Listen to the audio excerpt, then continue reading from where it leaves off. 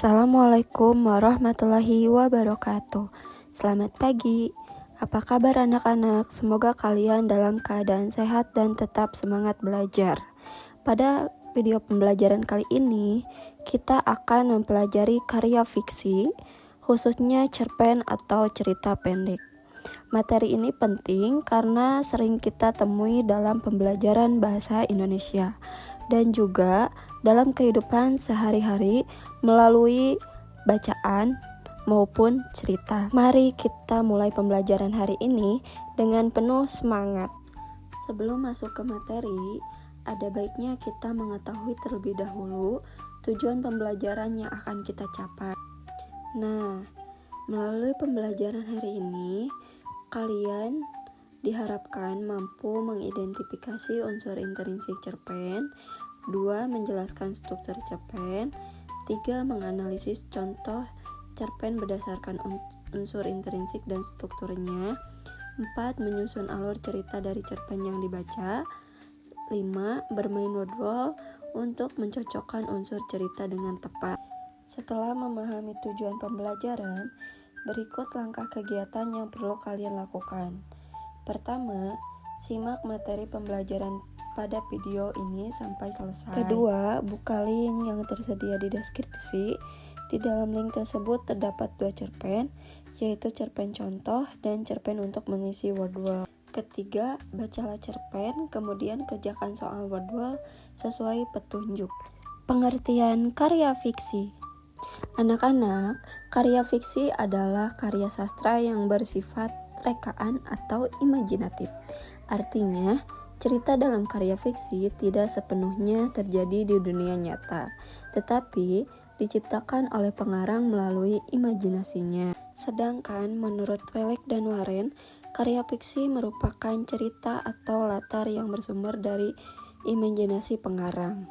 Walaupun bersifat imajinatif, karya fiksi biasanya mengandung pesan dan nilai kehidupan yang dapat kita pelajari.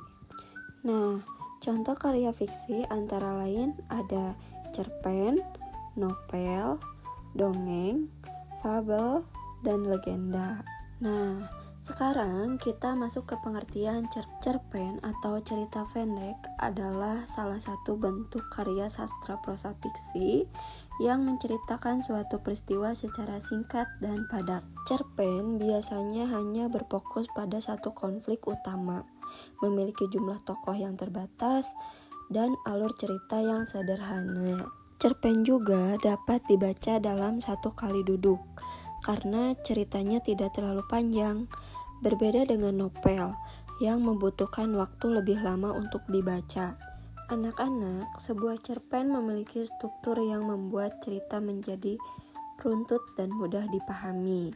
Struktur cerpen terdiri dari 5 bagian, yaitu yang pertama ada orientasi.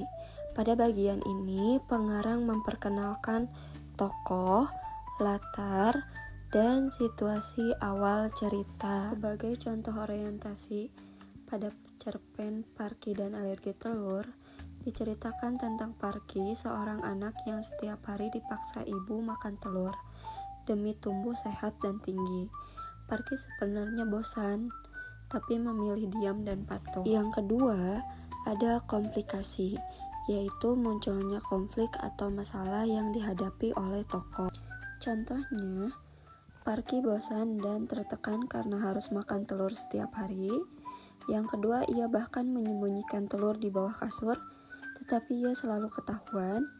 Yang ketiga, konflik memuncak ketika Parky matanya tiba-tiba bengkak atau bintitan dan membuat ibu panik. Ketiga, ada klimaks. Klimaks merupakan puncak konflik atau ketegangan dalam cerita. Nah, konflik dalam ini yaitu saat pemeriksaan di dokter diketahui bahwa Parky makan telur setiap hari tanpa jeda. Lalu dokter menyimpulkan bahwa Parky mengalami alergi telur akibat konsumsi berlebihan. Keempat, ada resolusi, yaitu bagian penyelesaian masalah atau konflik yang terjadi. Dokter menyarankan menghentikan konsumsi telur sementara. Ayah menerima saran dari dokter dengan tenang. Ibu meskipun sedih akhirnya menerima kenyataan. Dan yang kelima, itu ada koda, yaitu bagian penutup cerita yang biasanya berisi amanat, pesan, atau refleksi dari pengarang. Sebagai contoh, Parky merasa lega dan gembira karena tidak harus makan telur setiap hari. Yang kedua, ibu belajar bahwa sesuatu yang berlebihan tidak selalu baik meskipun niatnya baik. Nah, selain struktur, cerpen juga dibangun oleh unsur intrinsik. Unsur intrinsik adalah unsur-unsur yang membangun cerita dari dalam. Unsur intrinsik meliputi yang pertama itu tema, yaitu ide atau gagasan pokok dalam cerita. Contohnya diambil dari cerpen Parky dan Alergi Telur.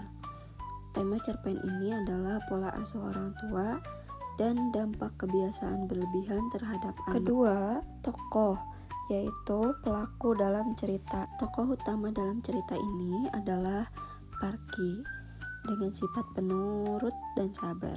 Tokoh ibu digambarkan tegas dan proaktif, sedangkan ayah bersifat tenang dan bijaksana. Sedangkan tokoh tambahan adalah dokter yang bersifat profesional. Ketiga, penokohan, yaitu watak atau karakter yang dimiliki oleh tokoh. Sama halnya seperti tokoh yang dijelaskan tadi, seperti Parky dengan sifat penurut dan sabar, ibu tegas dan proaktif. Keempat, alur, yaitu urutan peristiwa dalam cerita yang dapat berupa alur maju, alur mundur, atau alur campuran. Alur dalam cerpen ini menggunakan alur maju karena peristiwa disampaikan secara runtut dari awal hingga akhir. Kelima, latar atau setting, yaitu tempat, waktu, dan suasana terjadinya peristiwa. Latar cerita cerpen ini meliputi rumah dan klinik dokter dengan suasana yang berganti dari bosan, panik, hingga lega. Keenam, sudut pandang, yaitu cara pengarang menyampaikan cerita, misalnya sudut pandang orang pertama atau orang ketiga.